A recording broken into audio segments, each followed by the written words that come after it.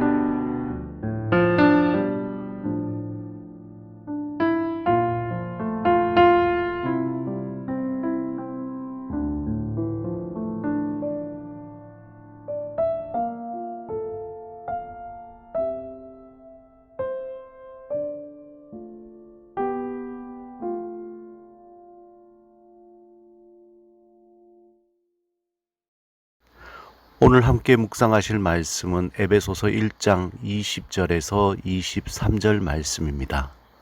오늘 이 말씀을 통해서 하나님이 우리에게 귀한 음성을 들려주시기를 사모하시기 바랍니다. 먼저 말씀을 마음을 다해 3번 읽겠습니다. 그의 능력이 그리스도 안에서 역사하사 죽은 자들 가운데서 다시 살리시고 하늘에서 자기 오른편에 앉히사 모든 통치와 권세와 능력과 주권과 이 세상뿐 아니라 오는 세상에 일컫는 모든 이름 위에 뛰어나게 하시고 또 만물을 그의 발 아래 복종하게 하시고 그를 만물 위에 교회의 머리로 삼으셨느니라. 교회는 그의 몸이니 만물 안에서 만물을 충만하게 하시는 이의 충만함이니라.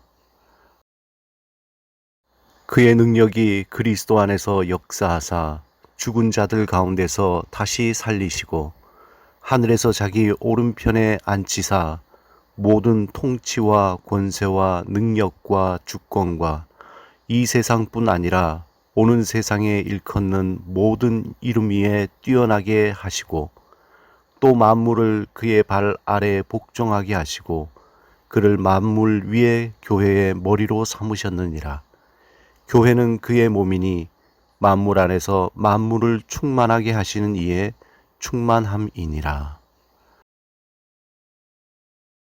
그의 능력이 그리스도 안에서 역사하사 죽은 자들 가운데서 다시 살리시고 하늘에서 자기 오른편에 앉히사 모든 통치와 권세와 능력과 주권과 이 세상뿐 아니라 오는 세상에 일컫는 모든 이름 위에 뛰어나게 하시고 또 만물을 그의 발 아래 복종하게 하시고 그를 만물 위에 교회의 머리로 삼으셨느니라. 교회는 그의 몸이니 만물 안에서 만물을 충만하게 하시는 이의 충만함이니라. 아멘. 오늘 본문에서 바울은 교회란 무엇인가에 대해 명확히 보여주고 있습니다. 먼저 바울은 교회는 사사롭게 만들어진 세상의 기관이나 모임이 아니라 하나님의 모든 헌신으로 세워진 모임이라고 말하고 있습니다. 본문에서 그의 능력이, 다시 말해서 하나님의 능력이 그리스도 안에서 역사하사 죽은 자들 가운데 다시 살리시고, 하나님은 십자가에서 죽으시고 3일 만에 부활하신 예수 그리스도를 하늘에서 자기의 오른편에 앉히셨습니다. 그뿐만 아니라 하나님은 예수 그리스도를 모든 통치와 권세와 능력과 주권과 이 세상뿐 아니라 오는 세상에 일컫는 모든 이름 위에 뛰어나게 하셨습니다. 하나님은 예수님을 죽음에서 살리시고 하나님의 우편에 앉히시며 모든 것 위에 뛰어나게 하신 권세를 주셨습니다. 더 놀라운 것은 하나님은 만물을 예수 그리스도의 발 아래 복종하게 하셨습니다. 바울은 하나님이 예수 그리스도를 어떻게 하셨는지에 대한 깊은 깨달음으로 최고의 표현을 하고 있습니다. 본문 22절에 하나님은 모든 통치와 권세와 능력과 주권을 주시고 모든 만물 위에 계신 예수 그리스도를 교회의 머리로 삼으셨다고 그 비밀을 알려주고 있습니다. 바울은 하나님이 교회를 얼마나 존귀하게 여기시는지 알게 되었습니다. 왜냐하면 교회의 머리이신 예수 그리스도가 존귀하시기 때문입니다. 그러므로 하나님은 예수 그리스도를 구주로 고백하는 모임인 교회를 존귀하게 여기는 그 사람을 존귀하게 대하십니다. 반대로 거룩한 공동체를 무너뜨리거나 교회를 통해 자신의 유익을 얻고자 하는 자를 심판하십니다. 사도행전에서 아나니아와 삽비라는 자신들이 헌금할 돈을 일부 숨겼다가 즉사한 일이 있었습니다. 그 사건은 초대교회의 매우 중요한 사건 중에 하나입니다. 이제 시작하는 교회 공동체에 있어서 경종을 울리는 너무나도 중요한 사건이었습니다. 즉 아나니아와 삽비라는 교회가 얼마나 존귀한 모임인지 깨닫지 못했던 것입니다. 그들은 교회를 단순히 세상의 한 모임으로 생각하거나 우습게 여겼기에 하나님의 심판을 받게 된 것입니다. 그만큼 교회는 세상의 그 어떤 것으로도 대신할 수 없는 하나님의 거대한 희생으로 세워진 거룩한 공동체입니다. 교회를 통해 자신의 유익이나 세상의 권력을 취하는 것은 한마디로 하나님을 우습게 여기는 것과 같습니다.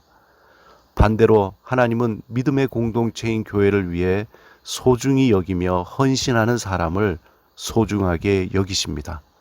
자신의 욕심이 아닌 순수한 마음으로 교회를 섬기는 자들을 보호하시고 풍성하게 하십니다. 하나님은 그의 능력으로 예수 그리스도를 으뜸으로 세우셨습니다. 그리고 그를 교회의 머리로 삼으셨습니다. 또한 하나님은 그 존귀한 교회의 성도로 우리를 불러주셨습니다. 이 말씀은 하나님이 우리를 얼마나 존귀하게 여기시는가를 보여주고 있는 것입니다. 그러므로 우리를 불러주신 하나님께 감사하고 또 감사해야 할 것입니다. 베드로전서 2장 9절에 하나님이 부르신 자들을 이렇게 표현하고 있습니다. 너희는 택하신 족속이요 왕 같은 제사장들이요 거룩한 나라요 그의 소유가 된 백성이니 이는 너희를 어두운 데서 불러내어 그의 기이한 빛에 들어가게 하시니에 아름다운 덕을 선포하게 하려 하심이라. 하나님은 저와 여러분을 예수 그리스도 안에서 하나님의 백성으로 거룩한 제사장으로 불러주시고 귀하게 여기시며 온전히 성장해 가시길 원하십니다. 또한 교회의 몸된 성도들을 통해 하나님의 아름다운 덕, 선한 영향력을 세상에 나타내시길 원하십니다. 교회의 규모는 중요한 것이 아닙니다. 얼마나 하나님 앞에 거룩한 공동체인가, 얼마나 하나님의 충만하심으로 가득한가, 그것이 중요합니다. 하나님은 주의 몸된 교회를 통해서 하나님의 충만하심을 세상에 나타내고자 하십니다.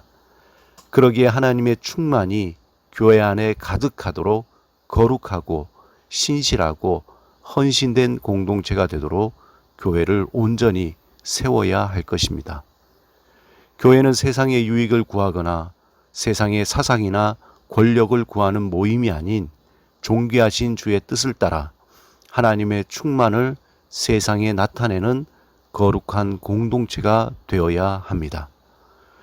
점점 세상은 하나님의 이름을 망각해가며 하나님이 이 땅에 세우신 교회를 업신여기고 교회가 자신들의 규모를 자랑하고 세상의 유익을 구하며 거룩함을 잃어가고 있습니다. 이러한 때에 하나님이 찾으시는 거룩한 공동체가 되도록 온전히 교회를 세우는 성도가 되시길 주님의 이름으로 축원드립니다. 함께 기도하시겠습니다. 주님, 하나님이 세우신 교회가 지역과 나라에 온 땅에 하나님의 충만하심으로 충만케 하는 귀한 하나님의 거룩한 공동체가 되게 하옵소서. 예수 그리스도 이름으로 기도드립니다. 아멘.